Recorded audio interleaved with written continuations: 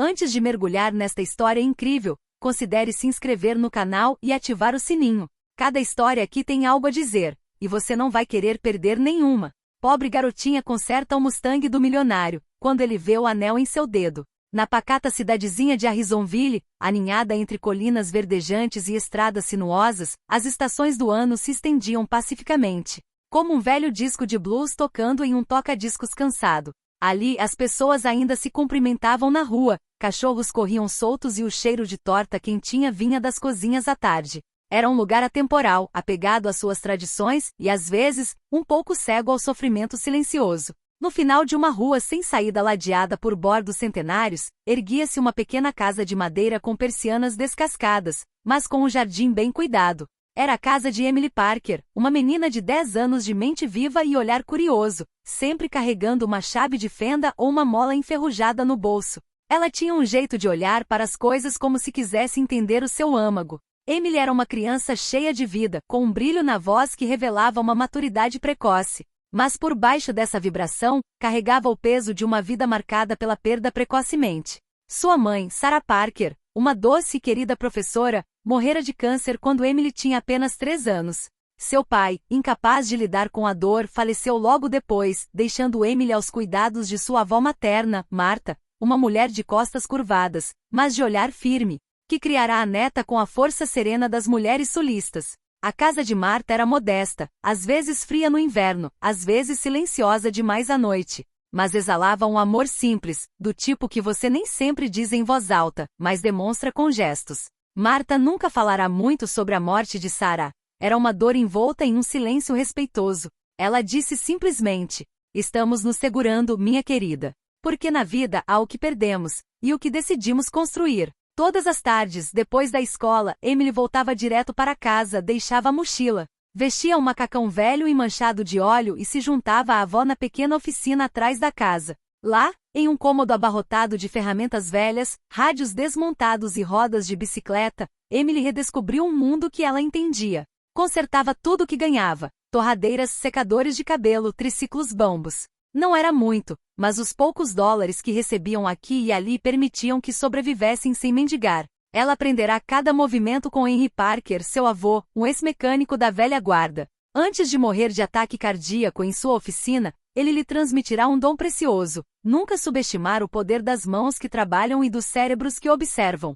Emily o ouvia por horas, fascinada por sua capacidade de reanimar um motor cansado ou de adivinhar o problema de um carro apenas ouvindo seu chiado mecânico. Desde então, ela passava as noites lendo livros de engenharia na biblioteca da escola, desmontando despertadores para entender seus mecanismos e sonhando em um dia construir suas próprias invenções. Às vezes, ela dizia a Martha, segurando um parafuso entre os dedos sujos: "Você vai ver, vovó, um dia eu vou construir algo tão forte que nada vai conseguir quebrar, nem corações." E Martha sorriu, um sorriso cansado, mas orgulhoso, passando a mão enrugada pelos cabelos de Emily. O mundo ao redor dela se movia rapidamente, mudava e esquecia pessoas como elas. Mas naquela casa levemente inclinada pelo tempo, 2 mulheres, uma jovem, a outra envelhecida, se mantinham unidas. E cada parafuso que Emily apertava, cada eletrodoméstico que consertava, era uma promessa silenciosa, que um dia, a garotinha de Harrisonville seria conhecida não pelo que possuía,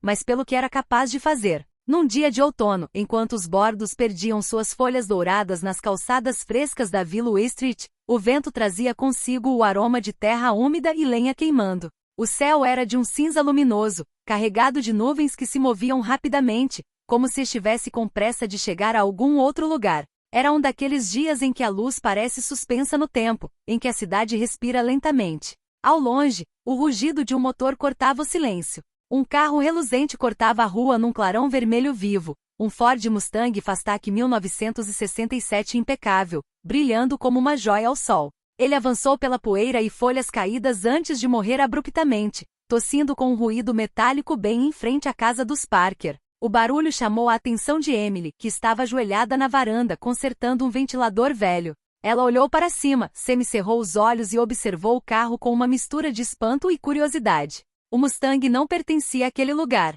Era um item de colecionador raro e valioso, bem diferente das picapes cansadas e dos sedãs surrados da vizinhança. A porta se abriu com um clique agudo e um homem saiu. James Whitman. Ele estava ereto, com os cabelos grisalhos impecavelmente penteados para trás e o casaco de lã italiana sobre um terno sob medida. Seus sapatos de couro preto brilhante batiam no cascalho como se estivesse pisando em um carpete de escritório. Tudo nele exalava a confiança dos poderosos. Ele tirou um relógio luxuoso da manga e olhou para as horas, visivelmente irritado. Ele deu alguns passos ao redor do carro, abriu o capô e olhou rapidamente para o motor como um homem que se considera competente, mas cujos gestos revelavam mais impaciência do que conhecimento. Então, examinando os arredores, viu a figura frágil de Emily. Ela usava um macacão, as bochechas enegrecidas de graxa, uma chave de fenda na mão e os cotovelos arranhados. Ela observava a cena com uma intensidade silenciosa. James ergueu as sobrancelhas, divertido e um pouco zombeteiro. Menininha, você acha que pode me ajudar? Ele disse, com um meio sorriso nos lábios. Este carro é uma joia rara, não um brinquedo.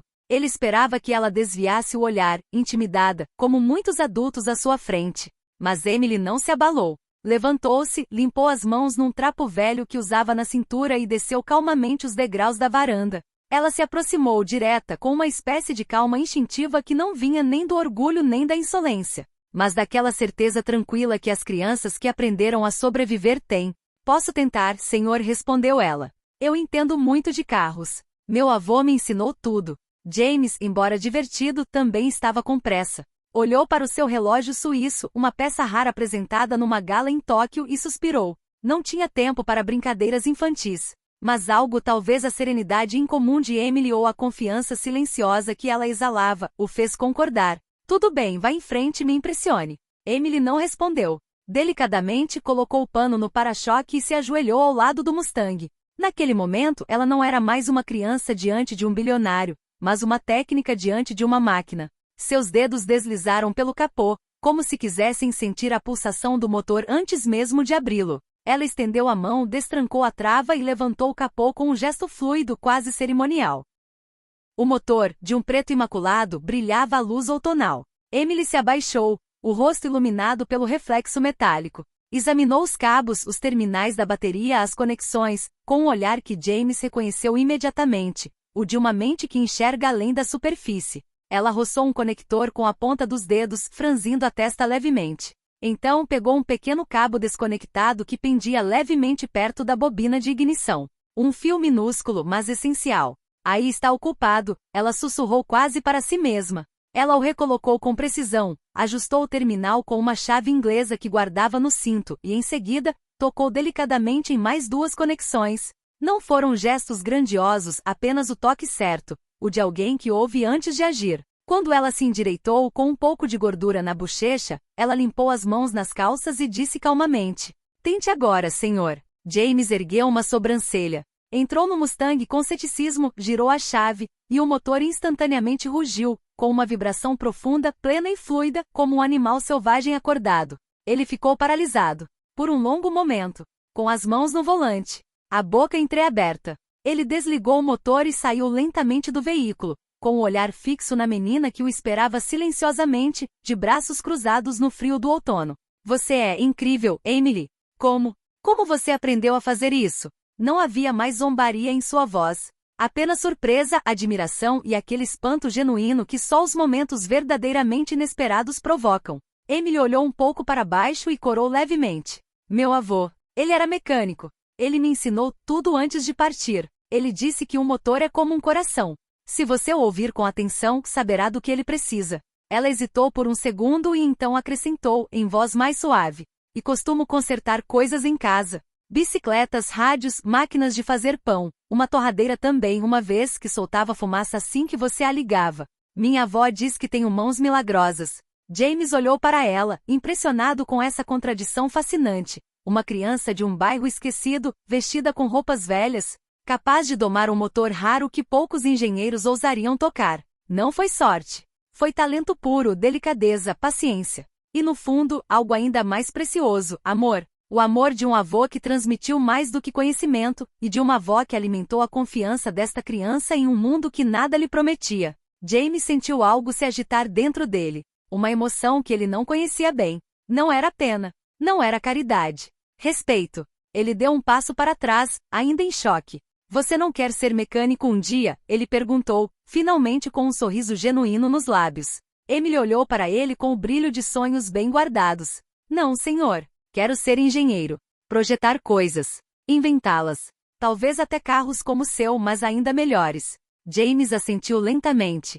Você pode. Eu acredito que você pode, Emily Parker. Enquanto Emily se sentava, limpando a poeira dos joelhos com a indiferença de uma criança acostumada a sujar as mãos para fazer o que precisava ser feito, James Whitman ficou ali, de braços cruzados, em silêncio, com o olhar ainda fixo no motor, que ronronava como um animal selvagem tranquilo. Mas logo seus olhos se desviaram do capuz para pousar na mão esquerda de Emily. Ela era magra, ainda infantil, um pouco machucada, com unhas curtas e manchadas de óleo. Mas o que lhe chamou a atenção foi aquele anel simples e discreto, uma aliança fina, de ouro claro, desgastada pelo tempo, quase grande demais para os dedos de Emily. À primeira vista era comum, mas ainda assim se destacava, como uma promessa frágil em um mundo cruel. James olhou para ela com os olhos semicerrados. Este anel, tem uma história? Perguntou ele desta vez sem ironia, com uma voz inusitadamente suave, quase frágil. Emily parou. O vento soprava suavemente, levantando uma folha seca que roçava em seus pés. Ela olhou para a mão e depois para o chão, como se a pergunta despertasse algo que ela guardava com tanto carinho. Ela falou devagar, sem tentar embelezar. Era o anel da minha mãe. Ela fez uma pausa, seus dedos brincando delicadamente com o anel.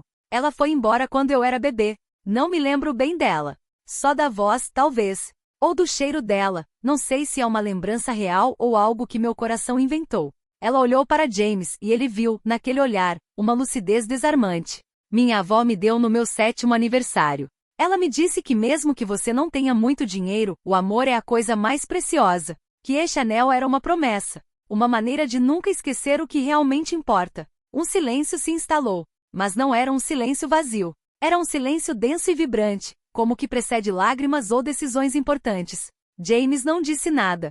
Sentiu um calor crescendo lentamente dentro de si, uma emoção que não sentia há muito tempo. Sua mente o levou de volta, contra a vontade, a uma velha casa de fazenda na Virgínia, onde crescerá, antes das torres de vidro, das viagens de jato particular, dos jantares de negócios. Ele se lembrava de sua própria mãe, Marjorie Whitman, uma mulher forte e amorosa, com um riso límpido, sempre segurando farinha ou flores nas mãos, e que também usava um pequeno anel de ouro. Ela o guardou por toda a vida, mesmo depois que o marido os abandonou.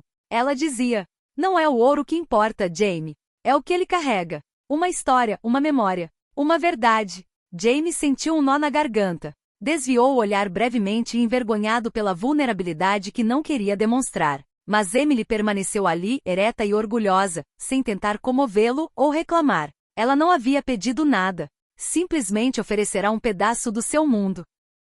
E neste mundo, apesar da pobreza, apesar das ausências, o essencial ainda vivia, a transmissão, a memória, o amor. James então entendeu que aquela garotinha, sem saber, tinha acabado de lembrá-lo de algo que ele havia enterrado sob contratos, lucros, aparências. Ela não estava usando uma joia. Ela estava usando uma relíquia de família. Ele inalou lentamente.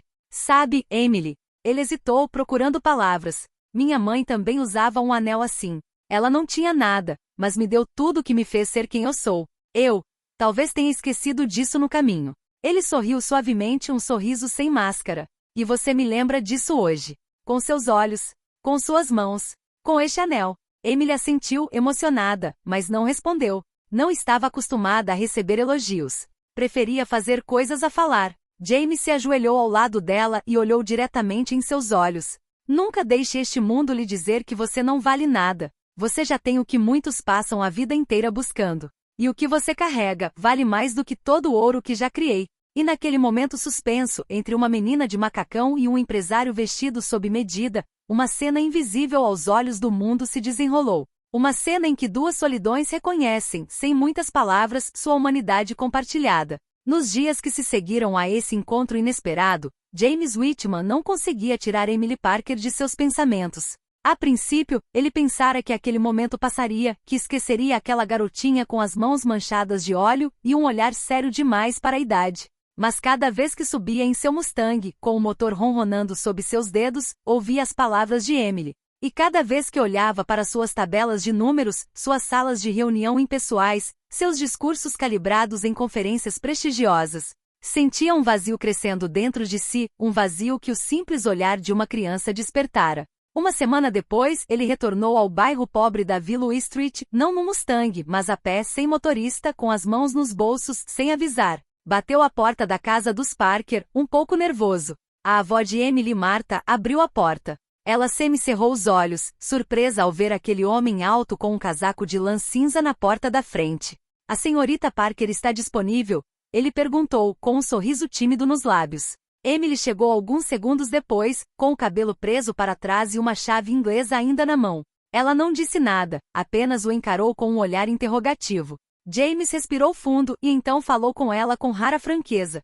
Emily, eu quero te ajudar. Ele se ajoelhou quase na altura dela, numa postura que contrastava com sua estatura habitual. Eu financio sua educação. Não só o ensino médio, mas até a faculdade. Tudo. Livros, materiais, viagens, se necessário.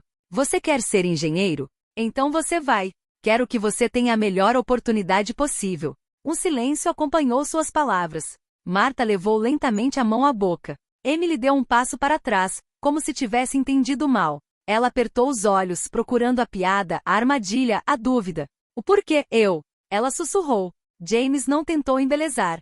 Porque você me lembrou de algo essencial. Porque você tem talento, determinação e não pede nada de ninguém. Você merece essa chance, Emily. E eu posso te dar. Lágrimas brotaram nos olhos de Marta. Foi ela quem falou com a voz trêmula. Senhor Whitman, não sei o que dizer. Nunca tivemos esse tipo de milagre em nossas vidas. Não é um milagre, respondeu James suavemente. É gratidão. Esse gesto não mudou apenas suas circunstâncias materiais. Transformou a própria energia de suas vidas cotidianas. Emily não ia mais a pé para a escola como antes. Agora carregava sua mochila como uma promessa. Levantava a mão na sala de aula com a confiança de quem sabe que seu sonho tem futuro. Passava horas lendo, desmontando objetos antigos, mas também escrevendo cartas para escolas de engenharia, imaginando projetos para motores mais silenciosos e ecologicamente corretos. E acima de tudo, ela nunca se esquecia de ajudar a avó no final do dia.